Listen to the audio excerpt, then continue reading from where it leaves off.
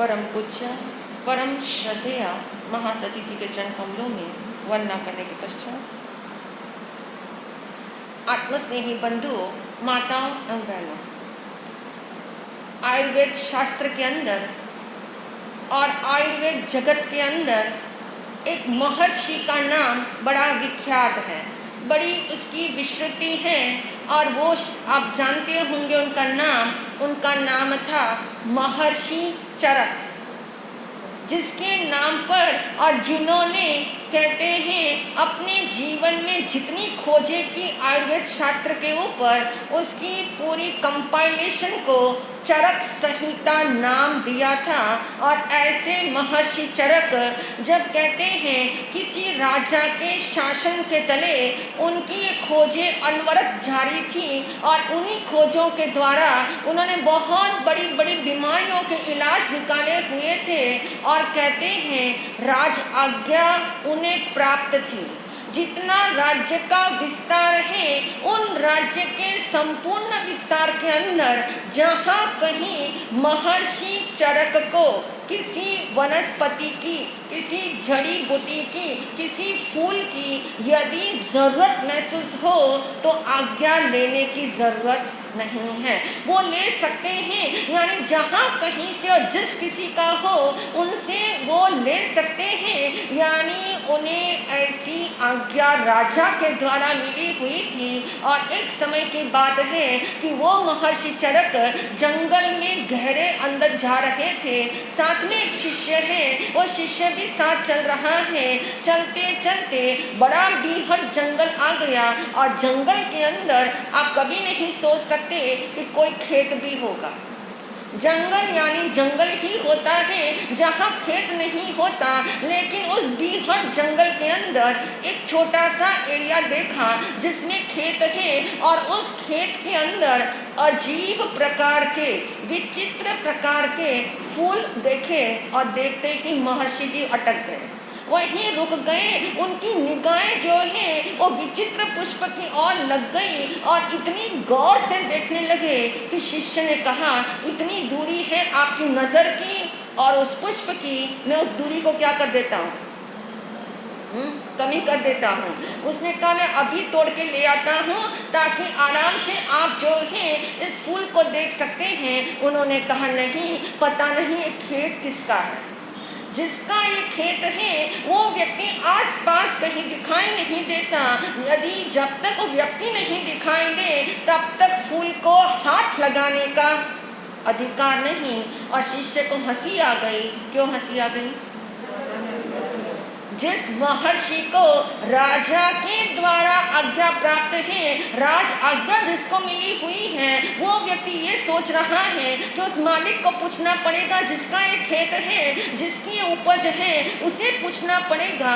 तो उसने कहा अरे आपको तो राजाज्ञा प्राप्त है, आप भूल गए लगते हैं। उसने कहा नहीं, राज आज्ञा अलग होती है और नीति की आज्ञा अलग होती है।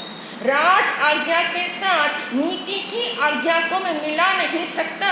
और इसलिए राज आज्ञा भले ही मुझे प्राप्त हो, राजा के द्वारा मुझे दंड नहीं मिलेगा, ये बात निश्चित है। यदि मैं फूल को तोड़ के लाएगा और देख भी लूँगा, रख भी लूँगा, तो भी मुझे राजा के द्वारा कोई सजा नहीं मिलेगी। लेकिन सजा मुझे किसकी मिलेगी? हाँ, सजा मुझे उस पाप की मिलेगी जो मैंने किसी चीज जिसकी मालकियत है, उसकी मालकियत की मालिकी में से मैंने यदि अपने अधिकार में कोई वस्तु रख ली तो फिर क्या हो गया? वो पाप है। और इसलिए मैं बिना पूछे इस वस्तु को, इस फूल को न स्पर्श करूँगा, न लूँगा, केवल दूर से मैं उसे देख सकता हूँ। और ये बात बोली तो शिष्य कहते हैं एकदम घबरा गया कि ऐसे में प्रयोग कैसे होंगे। तो उन्होंने कहा कोई बात नहीं, पहले तुम इस खेत के मालिक का घर कहाँ है उसका पता लगाओ। और जब मालूम हुआ कि खेत का मालिक जो है यहाँ से 8 किलोमीटर दूर रहता है, अब आप इमेजिन करें, आज्ञा लेने के लिए वापस गुरु और शिष्य कहाँ गए? उसके घर गए। उसके घर जाकर के उस किसान की आज्ञा ली और आज्ञा लेने के बाद ही उन्होंने फूल को तोड़ा। तो कहने का अभिप्राय इसी का नाम है जिसके लिए हमारे चरित्र के अंदर बहुत बड़ा दोष लगता है। चेंज योर कैरेक्टर, ये हम सुन रहे हैं चेंज योर सेल्फ साधना के तले, और उसमें अभी तक हमने 5 दोष सुन लिए हैं। 5 प्रकार के चरित्र के दोष जिसका परिमार्जन जरूरी है, जिसका प्रक्षालन अनिवार्य है, और उसके तले हम अब सुनने जाएंगे छठा दुर्गुण। और उससे पहले 5 का क्या कर ले रिविजन।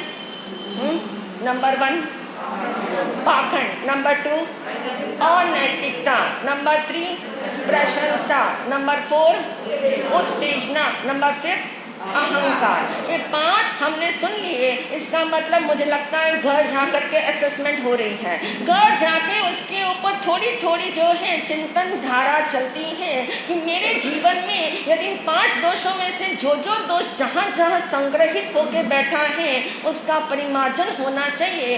आज हम सुनेंगे छठा दोष। ये छठा दोष जिसका नाम जो है प्रचलित वैसे नहीं है, नाम से, नाम क्या है? स्तेय। शास्त्रीय भाषा के अंदर इसको स्तेय शब्द दिया गया है। ये चरित्र का बहुत बड़ा दोष है स्तेय। स्तेय से अभिप्राय ये है जिसके लिए दूसरा पर्यायवाची शब्द है अदत्ता दान। शब्द क्या है? अदत्ता दान। और आप जानते हैं ये अदत्ता दान श्रावक धर्म के अंदर कौन से अनुव्रत में आता है? कौन से अनुव्रत में आता है? तीसरे अनुव्रत के अनुसार ये जो है अदत्ता दान अनुव्रत, इसका अर्थ है अदत्त और आदान। ये 2 शब्दों से मिला हुआ अदत्त, जिसने दिया नहीं है, जिस मालिक ने आपको वस्तु दी नहीं है, और आदान क्या कर लिया? ले लिया। मालिक ने दी नहीं और आपने ले ली, तो इसका मतलब कौन सा दोष लग गया? स्तेय दोष। स्तेय दोष यानी चोरी का दोष लगता है।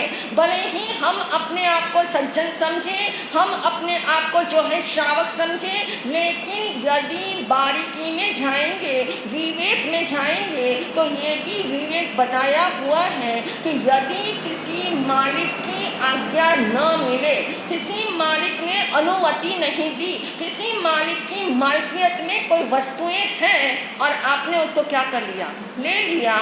आदान, आदान यानी ले लेना, उसका नाम क्या है? उसका नाम अदत्ता दान, उसका नाम चोरी, उसका नाम स्तेय।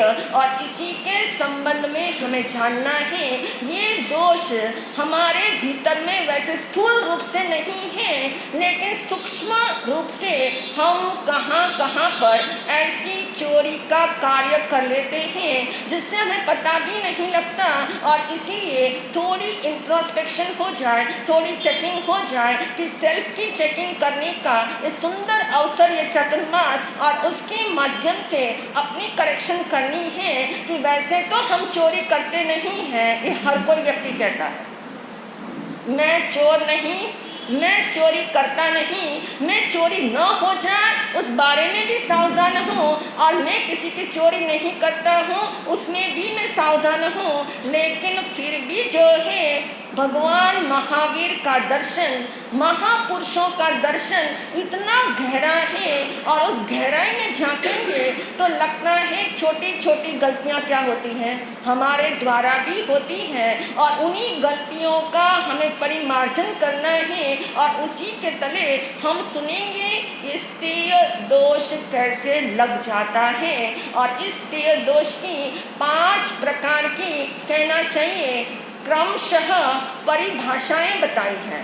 क्रमशः परिभाषाएं हैं जिसमें से पहली परिभाषा जिसका नाम है लूटना। अब ये लूटना जो है हमें बड़ा घातक लगता है, क्योंकि लूटना शब्द आते ही हम सोचते हैं लुटेरे ही क्या कर सकते हैं?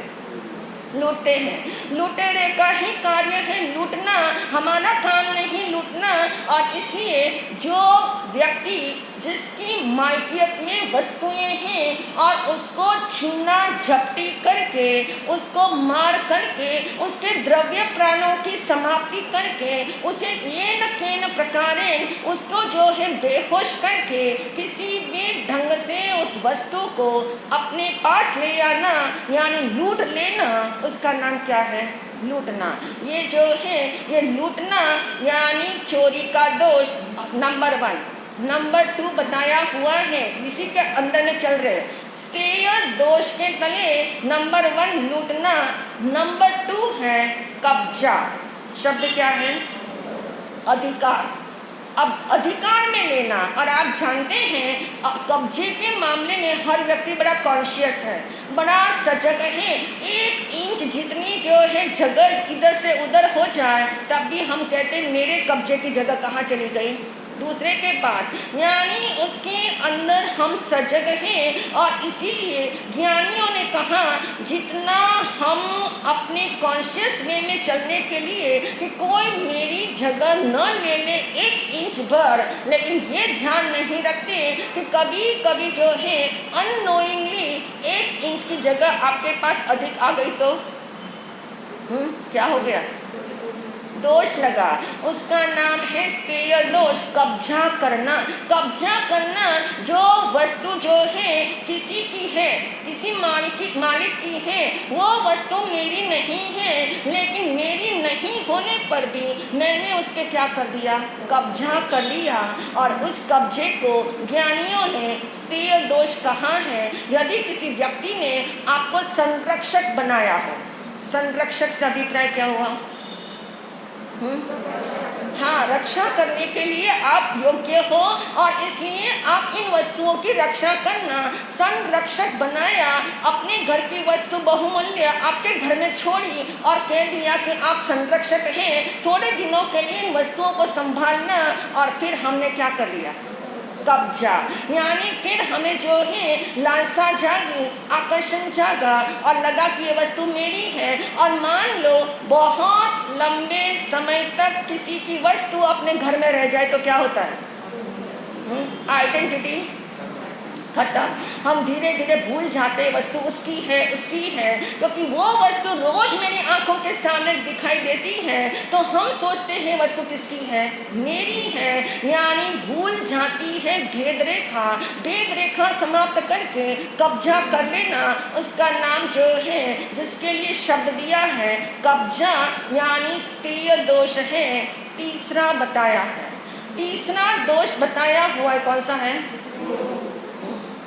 अब ये तीसरा दोष जिसको ज्ञानियों ने कब्जे के आगे की स्तर बताई है। लूटना तो हम अनैतिक मानते हैं, लेकिन कब्जा करने के बाद जब जीवन के अंदर ऐसी चीज़ों का प्रवेश हो जाए, जब कहते हैं, इसीलिए शास्त्रों के अंदर बात आती है कि गृहस्थ व्यक्ति जो घर में रहता हो, अपने घर की सभी चीज़ों की मालकियत जिसके पास है, और एक साधु उसके घर में प्रवेश करता है, तो साधु प्रवेश करने के बाद क्या करता है? आज्ञा लेता है। आज्ञा लेता है, यानी यदि उसे कहते हैं आज्ञा लेनी होती है, क्योंकि कोई भी वस्तु इस घर की उसकी नहीं है, कोई भी वस्तु उसकी नहीं, जिसका वो मालिक है, यानी जो मालिक असल में है, उसकी आज्ञा लेने के बाद उस वस्तु का क्या किया जाए? प्रयोग किया जाए। यहाँ तक कि श्रावक धर्म के लिए बात आती है, यदि किसी को दांत कुरेदने के लिए छोटा सा तिनका चाहिए, मान लो दांत में कुछ फंस गया है और छोटा सा तिनका भी आप किसी के घर गए हो और आपको तिनका चाहिए, तो एज इट इज आप नहीं उठा सकेंगे, आपको क्या करना पड़ेगा? आज्ञा लेनी पड़ेगी। यानी गृहस्थ के लिए भी बताया गया है कि एक छोटा सा तिनका भी बिना पूछे दांत कुरेदने के लिए भी नहीं लेना है। तो जहाँ इतनी बड़ी आज्ञा है, इतनी सूक्ष्म आज्ञा है, वहाँ पर बड़े बड़े दोष जो हैं, जो हम कई बार अनावश्यक रूप से कर लेते हैं, कई बार लापरवाही से हो जाता है, कई बार अनजान अवस्था में होता है क्योंकि मालूम ही नहीं होता, ये भी दोष है, इस वजह से भी हो जाता है। और इसके लिए ज्ञानियों ने कहा इसका असेसमेंट चाहिए, और असेसमेंट के तले हम जान रहे थे जैसे लूटना है, कब्जा करना है, और ऐसे ही तीसरी बात बताई कौन सी है? उपयोग। वस्तु किसी की और उपयोग आप करो, वस्तुएं किसी की और उपयोग आप करो। वस्तु के मालिक को शायद नहीं पता लगा कि आप इसका क्या कर रहे हो, उपयोग। किसी ने आपके पास धन रखा है और आपने उसका क्या कर लिया, उपयोग। बिना पूछे उपयोग कर लिया, उसे मालूम भी नहीं। या तो उपयोग करना हो तो क्या करनी पड़ेगी, अनुमति, आज्ञा लेनी होगी, अनुमति लेनी होगी, क्योंकि किसी व्यक्ति ने आपको वस्तुएं दी हैं, संरक्षक के रूप में दी है, उपयोग करने की आज्ञा नहीं दी। उसने कोई उपयोग करने की आज्ञा नहीं दी, और यदि उपयोग करने की आज्ञा दी हो तो अपना विवेक रखते हुए उपयोग करना है, क्योंकि उपयोग करते करते हम भूल जाएंगे भेद रेखा। भेद रेखा कौन सी है? वस्तु मेरी नहीं है, ये वस्तु मेरी नहीं है, भूल जाएंगे। और इसीलिए चौथा पॉइंट बताया है, मेरी वस्तुएं, यानी जो वस्तु मेरी नहीं है उसको लेबल क्या दे दिया, मेरा। क्योंकि जो वस्तुएं आपकी ना हो लेकिन आपने मेरेपन का लेबल दिया, मेरी वस्तु कह करके किसी थर्ड पर्सन को बताया, तो फिर क्या हो गया? जो घर किराए का है, आपका नहीं है, और कोई मेहमान घर में आए और उन्होंने पूछ लिया तो क्या बताना? और अक्सर इसमें भूलें हो जाती हैं, इसमें ऐसी भूलें हो जाती हैं कि लोग जो हैं सोचते हैं इसको क्या लेना देना, बता दो घर मेरा ही है। और ऐसी बातों में आकर के बहुत बड़े कहना चाहिए मोक्ष मार्ग पर चलने में स्वयं ही बाधा बनते हैं। मोक्ष मार्ग पर चलने की सारी योग्यताएं हम जो है नष्ट कर देते हैं, क्योंकि ऐसे छोटे छोटे दोष कि जो वस्तु मेरी नहीं उसे मेरी कहना, मेरेपन का लेबल लगा देना, सामने वाले को ऐसे भूले खेमे डाल देना कि वो भूल ही जाए कि वो वस्तु जो है मैंने इसके घर रखी हुई थी। और ऐसी स्थितियां जब बने तो समझ लेना ये मेरे चारित्र का दोष है। और पांचवी बात क्या लिखी है? अधिक एकत्र करना जितनी मेरी आवश्यकता नहीं है, जितनी मेरी आवश्यकता नहीं है, आवश्यकता की लिमिट बताई गई है। जितना मेरे परिवार के पालन पोषण के लिए और मेरे परिवार में जो मेहमान आए, अतिथि आए, उनके साथ में समविभाग कर सकूं, ऐसी सिचुएशन मेरी जो है वो मेरी आवश्यकता है। यानी मेरा भी पेट भरे, मेरे परिवार का भी पालन पोषण हो, और मेरे घर में जो आ जाए उनका मान सम्मान हो। ऐसे भावधारा की जो धारा है उसका नाम है आवश्यकता। और उसके अलावा जितना कुछ है वो क्या है? एकत्र करने की इच्छा, ये एकत्रित करने की भावना। और उसको भी क्या कहा है शास्त्रों के अंदर? प्रश्न व्याकरण सूत्र के अंदर लिखा हुआ है अधिक एकत्र करना, वो भी क्या है? परिग्रह नाम का पाप तो है ही, साथ में कौन सा पाप है? चोरी का पाप। और इसी के तले अब हम जानेंगे कि जो चोरी का भाव है, जो स्त्रीय नाम का दोष है, जो हमारे चरित्र में बहुत बड़ा धब्बा लगा सकता है, उसके बाहर और अंदर के दोनों कारण देखने होंगे। क्यों चोरी होती है? क्योंकि धन की लालसा जीवन का सबसे बड़ा आंतरिक कारण है, धन लोलुपता।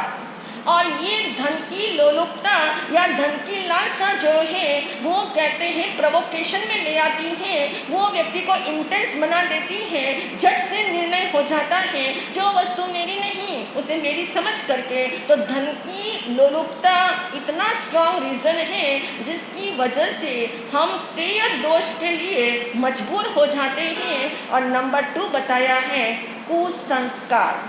कैसे संस्कार हैं? कुसंस्कार। कुसंस्कार कोई पुरानी जन्मों की वो बड़ी कहना चाहिए कंपाइलेशन, इम्प्रेशंस, जो कुसंस्कार यानी किसी जन्म में जो चोरी नाम का दोष हमने सेवन किया है, उस कंपाइलेशन यानी कुसंस्कार, कई बार धन की लोलुपता डायरेक्ट नहीं दिखती है, लेकिन कुसंस्कार का इतना गहरा प्रभाव है कि कुछ लोगों को चोरी करने की आदत पड़ी हुई।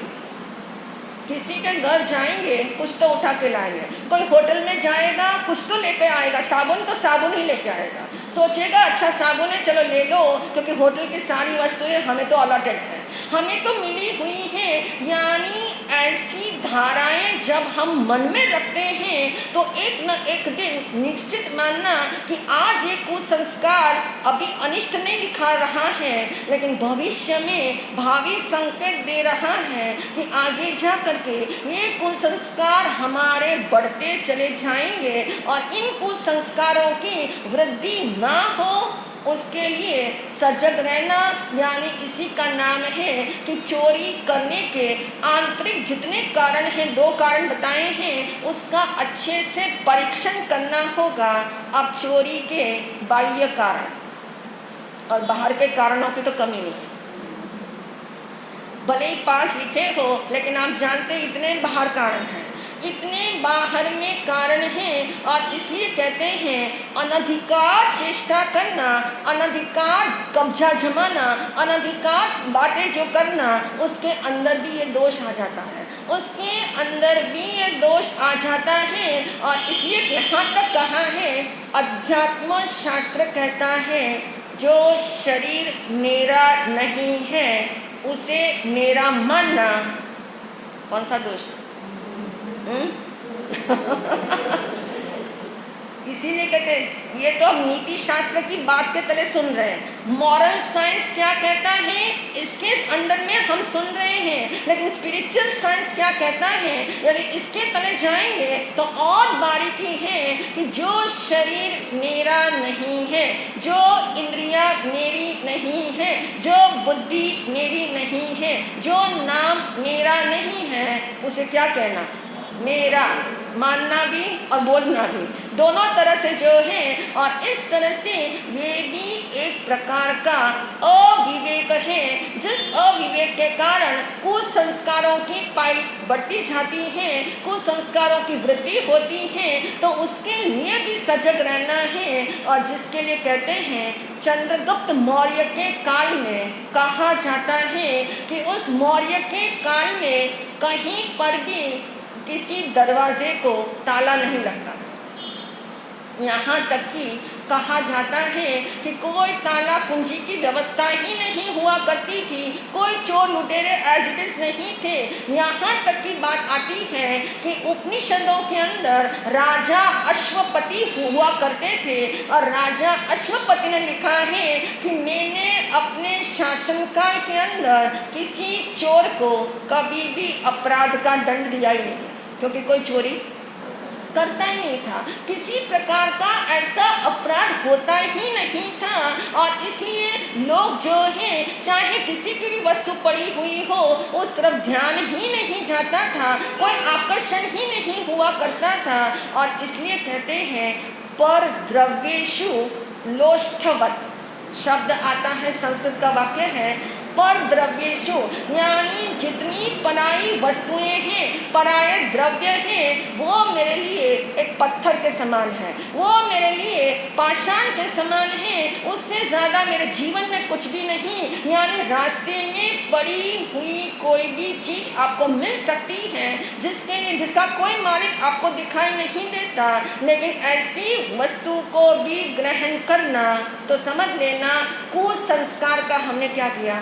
पोषण कर दिया, कुसंस्कार को पुष्ट कर दिया। जो कुसंस्कार ऑलरेडी अंदर है उसकी हमने वृद्धि कर दी। और इसीलिए ज्ञानियों ने बाह्य कारण जो बताए, वो बाह्य कारण भले ही 5 हो, लेकिन आप जानते हैं 500 कारण भी मिल सकते हैं, क्योंकि ये बाह्य कारण ऐसे हैं जो आंतरिक कारणों की पुष्टि करते हैं, उसका प्रमाण देते हैं। और उसके प्रमाण के तले यहाँ तक बताया गया है कि कुछ राजाओं प्राचीन काल में ऐसे हुआ करते थे, जिन राजाओं के शासन में वे कहते थे कि राज की जितनी वस्तुएं हैं, राज्य का जितना खजाना है, उस खजाने में से भी वो केवल अपना मेहनताना लेते थे। जो उन्होंने मेहनत की है शासन के लिए, जैसे पर डे हम किसी लेबर को क्या देते हैं, हाँ, पर डे जैसे लेबर को हम मूल्य चुकाते हैं, वैसे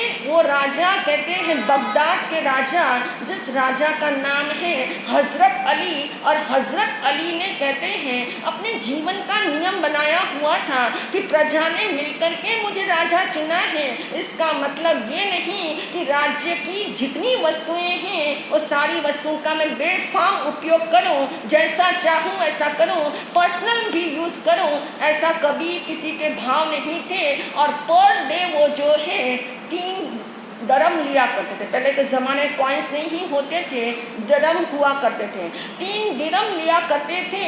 और वो बगदाद के खलीफा हजरत अली अपने जीवन के संस्मरणों में लिख के जा चुके हैं कि मैंने मेरे जीवन के अंदर एक बार ऐसा हुआ, मेरी पत्नी ने कहा ईद आने वाली है, 3 दिन के बाद क्या आएगी, ईद आएगी। अब ईद आने वाली है, बच्चों के नए कपड़े बनवाने हैं, लेकिन 3 दिरहम तो रोज के खर्च में ही हो जाते हैं, ज़्यादा कुछ मिलता नहीं, बचता नहीं, तो कैसे कपड़े सिलेंगे। तो ऐसा करो, 3 दिरहम जो आपको रोज मिलते हैं, एडवांस में क्या कर दो,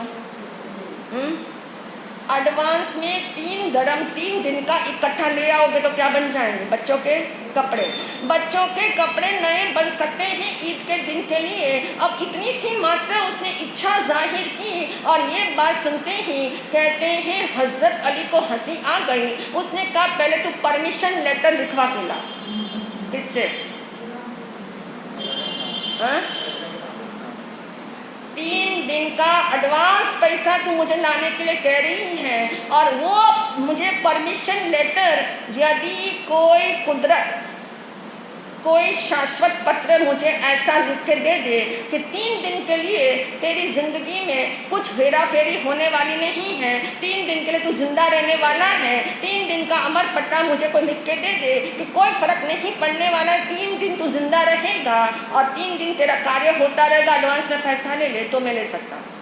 अब आप देखिए कितनी उस व्यक्ति की, जबकि इतनी बड़ी पोस्ट मिली हुई है, उसके बावजूद, और ये तो प्राचीन काल की बात है, आज के युग के महात्मा गांधी, और महात्मा गांधी के आश्रम में अक्सर उनकी पोतियां आकर के रहा करती थी, सेवा के लिए आती थी, रहती थी। जब सेवा के लिए लोग आते हैं तो सोचते हैं कि हम तो क्या है, सेवा करने आए हैं। भाव क्या है? सेवा करने आए हैं।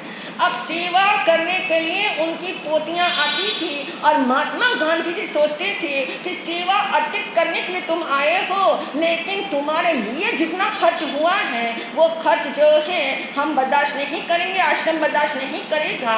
और उस समय कहते हैं वे उनके पुत्र को, यानी उन लड़कियों के फादर को तत्काल बिल भेज देते थे कि तुम्हारी पोतियां इतने दिन रही, उसका एक खर्चा हुआ है। कहने का अभिप्राय, इतनी सजगता, इतनी सक्रियता, इतनी सचेतता हुआ करती थी। तो इसी भाव के आधार पर हमने जाना कि बाह्य कारण चाहे कितने मर्जी हो, लेकिन असूल चलते हैं, असूलों के आधार पर जीवन चलता है, असूलों के आधार पर व्यक्ति जो है मोक्ष के द्वार तक पहुंच सकता है। और इसी की साधना के तले हम जानेंगे कल कि कैसे हमें इस दोष से बचना है, विवेक कैसे रखना है, विवेक का भाव जगाने के लिए, चेकिंग कराने के लिए चोरी कितने प्रकार की होती है। जो शास्त्र का आधार हम ले रहे हैं, उस शास्त्र में 17 प्रकार की चोरियां बताई हैं, और उन चोरियों में से हम सोचते मोटी मोटी चोरी तो हम करते नहीं, लेकिन बारीकी में जाएंगे तो पता लगेगा कहाँ कितना कैसा किस भाव के साथ हमें दोष लग जाता है। इन्हीं भावों के साथ ओम शांति।